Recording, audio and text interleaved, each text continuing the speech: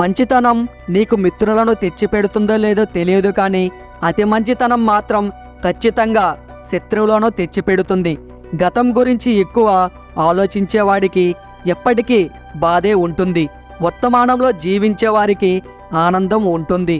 నువ్వు గెలిస్తే ఎవ్వరికీ సమాధానం చెప్పాల్సిన అవసరం ఉండదు, కానీ నువ్వు ఓడిపోతే నీ సమాధానం వినడానికి ఎవ్వరూ సిద్ధంగా ఉండరు.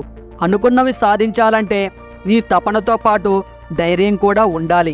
యవ్వనం, సౌందర్యం అదృశ్యమవుతాయి, జీవితం, సంపద మాయమవుతాయి, కానీ నీవు చేసిన మంచి చెడులు మాత్రమే చివరికి నీ వెంట వస్తాయి.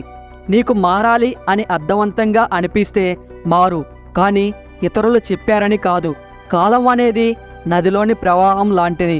ఒకసారి తాకిన నీటిని రెండోసారి తాకలేవు, ఎందుకంటే అది ఎవరి కోసం ఆగదు.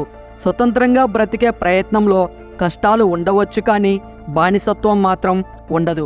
మన కోసం ఎదురు చూసేవాళ్ళు మన బలం, మనల్ని ఎదురు చూసేలా చేసేవాళ్ళు మన బలహీనత. మీకు ఇందులో ఏ పాయింట్ నచ్చిందో తప్పకుండా కామెంట్ చేయండి. అలాగే ఈ వీడియో మీకు నచ్చినట్లయితే మీ సపోర్ట్గా ఈ వీడియోకి జస్ట్ లైక్ చేయండి చాలు. అలాగే ఇటువంటి వీడియోస్ కోసం ఈ ఛానల్కి ఇప్పుడే సబ్స్క్రైబ్ అవ్వండి. Thank you.